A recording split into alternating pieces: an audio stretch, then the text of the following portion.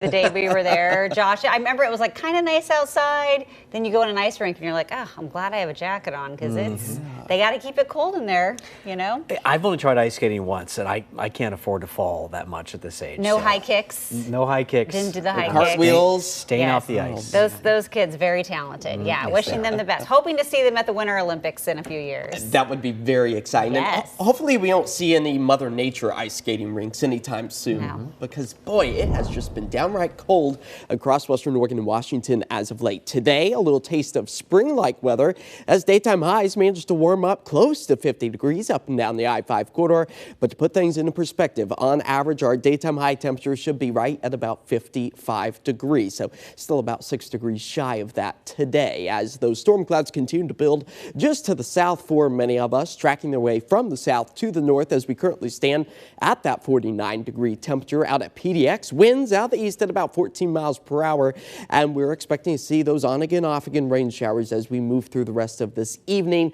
Eventually, we'll start to see those temperatures fall back into the 30s, and that's where the snow potential once again returns to parts of our forecasting area. As you can see, radar and satellite, those southerly winds helping to keep our temperatures above where we have been as of late. But the wet weather, it does still remain a potential as we move through the next several hours. And we actually have this stronger cell tracking its way to the north again. If one of these moves overhead, likely going to see those winds kick up, maybe some small hail, but nothing severe in nature right now. Wilsonville definitely getting the bullseye right now. And the culprit for all this active weather is a surface low pressure system that hangs just to the west of us with its flow of moisture continuing to pump into Northern California, Oregon, and into Washington. But if we look up higher into the atmosphere, that's where the jet stream resides. It's the gatekeeper between the warmer and colder air. And you'll notice this cool pocket just to the west of Oregon and Washington.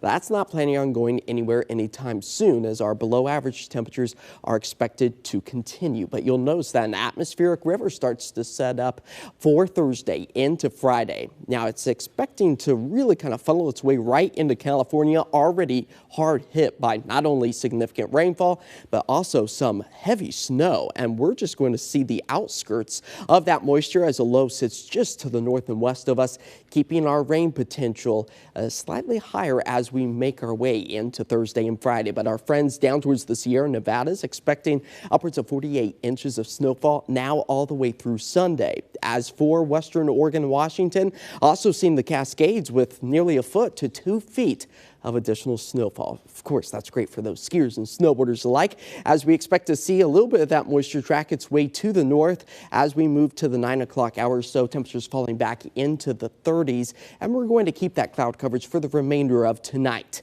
Things get a little bit more interesting, though, come Wednesday morning. This is a snapshot of about 8 o'clock. You'll notice that the Portland metro area expecting to fall close to freezing.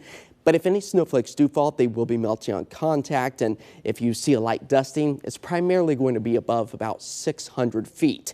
Then we slowly dry things out by the afternoon. I think we might even be able to see a sliver of sunshine here and there before the atmospheric river starts to return the wet weather to our area as early as Thursday. And that will continue into Friday as our snow elevation, again, it remains above about 600 feet.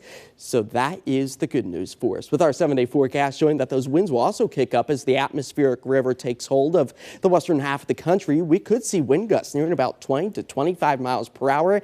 And don't forget, Saturday, in the mix of all of this wet weather, we do spring forward 1 hour. Yes, we lose an hour of sleep, but we also gain an hour of that daylight in the evening hours. So I think that's a fair trade-off for us. Our cup is half full. Half full. Yes. Look at me. You said it so positive. I really did. Thank you. Coming up.